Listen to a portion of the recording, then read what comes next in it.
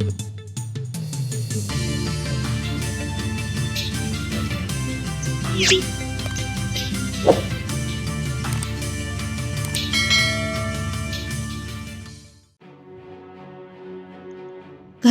आरोपी 6,50,000 रुपयांच्या मुद्देमालासह ताब्यात. 3 वर्षापूर्वीचा घरफोडीचा गुन्हा दाखल. गुन्हे शाखा युनिट 1 ची कामगिरी.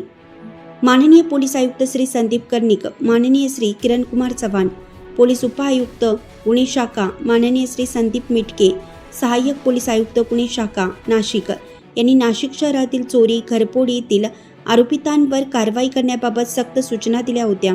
त्या अनुषंगाने दिनांक 4/6/2026 रोजी युनिट क्रमांक 1 नाशिक शहरकडील पोलीस हवालदार प्रशांत मरकड व मिलिंद सिंग परदेशी यांना त्यांच्या गुप्त बातमीदारामार्फत बातमी मिळाली की एक इसम हा आनंदवली चांदशी पुलाजवळ चोरी केलेले सोने बाळगून वावरत असल्याची खात्रीशीर बातमी मिळाल्याने सदरची बातमी वनपोलीस निरीक्षक डॉक्टर अंचल मुदगल यांना कळवली असता त्यांनी पोलिसांना मिळालेल्या बातमीप्रमाणे खात्री करून कारवाई करण्याबाबत आदेशित केले. त्यानुसार गुन्हे शाखा युनिट 1 कडील पोलीस हवालदार प्रवीण वाघमारे, संदीप भांड, प्रशांत मरकड, मिलिंद सिंग परदेशी, विशाल काटे, पोलीस अंमलदार मुक्तार शेख, अमोल कोष्टी, गोरक्ष साबळे, पोलीस अंमलदार अनुजा एल्वे, चालक श्रेणी पोलीस उपनिरीक्षक किरण शिरसाट असे वरिष्ठांचे परवानगीने सरकारी वाहनासह आनंदवली चांदशी पुलाजवळ नाशिक नमूद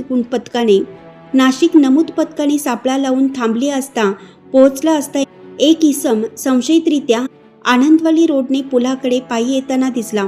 पोलिसांची चाऊल लागताच तो पळून जात असताना सदर पथकाने शिताफीने त्यास ताब्यात घेऊन त्यास त्याचे नाव पत्ता विचारला. त्याने त्याचे नाव किशोर शालिक भालेराव, वय वर्ष 22, राहणार आनंदवली गाव, बजरंगनगर, जोशीवाडा, गंगापूर रोड, नाशिक असं सांगितलं.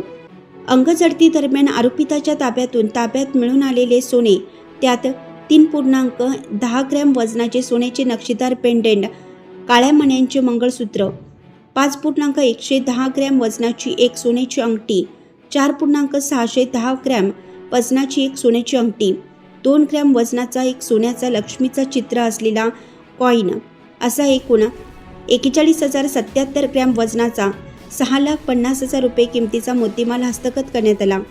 आरोपितास अधिक विश्वासात घेऊन विचारपूस केली असता त्यांनी सांगितलं की त्याचे मित्र रोहित लोटे, विकास रामदास मैश उर्फ मशा अशांनी मिळून सुमारे 3 ते 3.5 वर्षापूर्वी सावकर नगर, गंगापूर रोड येथील एका बंगल्यात घरफोडी चोरी करून त्यातून सोन्याचे दागिने चोरी केले होते. त्यातील माझे वाट्याचे दागिने मी माझ्या जवळ ठेवून घेतले होते. ते विकण्याच्या उद्देशाने त्याने ते आज रोजी स्वतःच्या जवळ ठेवले होते. आरोपीने दिलेल्या माहितीनुसार 3.5 वर्षापूर्वी दिनांक 28/11/2022 रोजीचा गंगापूर पोलीस ठाणेकडील गुन्हे रजिस्टर नंबर 232/2022 भारतीय दंड विशारद कलम 454, 457, 380 प्रमाणे दाखल गुन्हा उघडकीस आला.